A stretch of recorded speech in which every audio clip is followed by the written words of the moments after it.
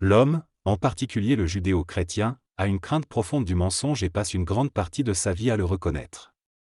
Cependant, le mensonge n'est qu'une déformation de la vérité et la vérité n'est qu'un aspect de la réalité. Chercher la vérité pour échapper au mensonge ne permet pas de se situer dans la réalité. La réalité utilise le mensonge et la vérité pour neutraliser la conscience humaine et permettre à l'énergie de l'action intelligente de descendre dans l'homme. L'homme spirituel est perplexe et incapable de se détacher de la polarité vérité-mensonge.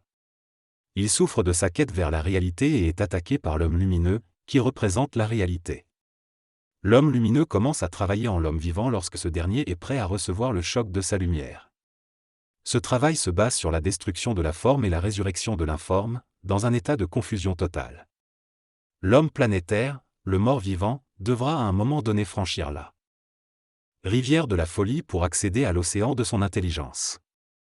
Il devra prêter oreille à l'intelligence au lieu de sa mémoire et vivre cet état d'esprit particulier qui lui permettra de réaliser que ses inquiétudes étaient construites par sa mémoire. La rencontre entre l'homme cosmique, ou l'homme lumineux, et l'homme planétaire nécessite cet état d'esprit particulier, appelé la rivière de la folie. Il est inévitable pour l'homme planétaire de vivre cette expérience pour être rendu à l'homme lumineux et conquérir sa mémoire. En résumé, l'auteur souligne que l'être lumineux a la capacité de conquérir partiellement la mémoire de l'homme planétaire, ce qui le fait avancer en conscience et en fusion. Cependant, il est inévitable que la mémoire de l'homme soit rendue à sa propre intelligence, qui est supérieure à celle de la mémoire. L'homme planétaire est aveuglé par le mensonge et ne réalise pas que sa condition, sa nature et ses aspects sont en réalité des illusions qui masquent sa véritable réalité. S'il n'y avait pas de mensonge en lui, il pourrait connaître la réalité et être en communion avec l'être lumineux. L'auteur critique également la tendance de l'homme à se nourrir de vérités partielles qui ne font que l'empêcher de voir sa propre réalité.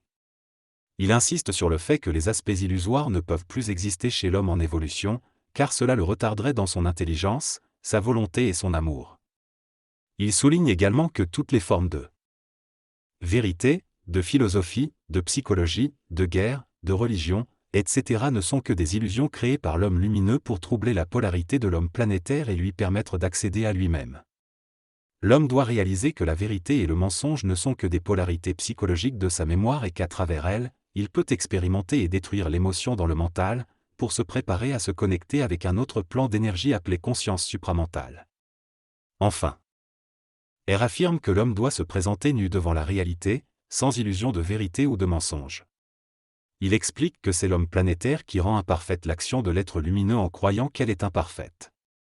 Or, c'est à lui de réaliser son illusion sinon, il retardera son évolution et sa fusion avec l'être lumineux. La moralité, quant à elle, est seulement une mesure de la polarité de la mémoire humaine et ne fait pas partie de l'intelligence. L'homme planétaire, ignorant et influencé par la mémoire collective, ne comprend pas l'action de l'être lumineux en lui. Il est attaché à sa propre intelligence et voit cette action comme excessive et hors de sa portée. Cependant, progressivement, il réalise que cette action dépasse les conventions morales de la société et qu'elle est nécessaire pour sa fusion avec l'être lumineux. L'homme planétaire est incapable de comprendre pourquoi l'être cosmique agirait d'une manière qui ne convient pas à sa mémoire.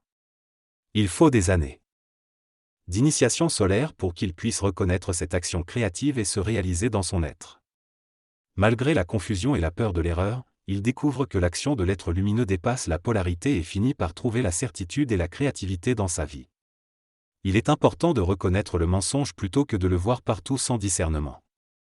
L'auteur souligne l'importance pour l'homme conscient de ne pas être affecté par le mensonge, indiquant que cela révèle de l'émotion excessive, de l'immaturité et de la faiblesse en lui.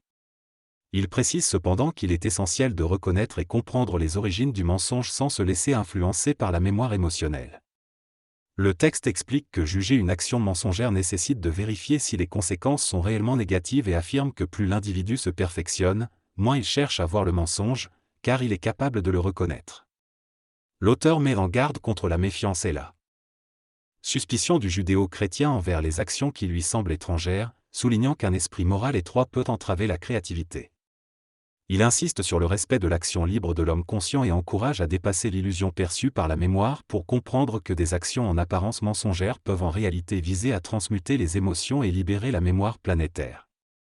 L'auteur conclut en soulignant que tant que l'être lumineux n'a pas terminé son travail à l'intérieur de l'être planétaire, il utilisera l'apparence du mensonge pour libérer l'émotion de l'intelligence et la connecter à l'énergie créative de l'être cosmique.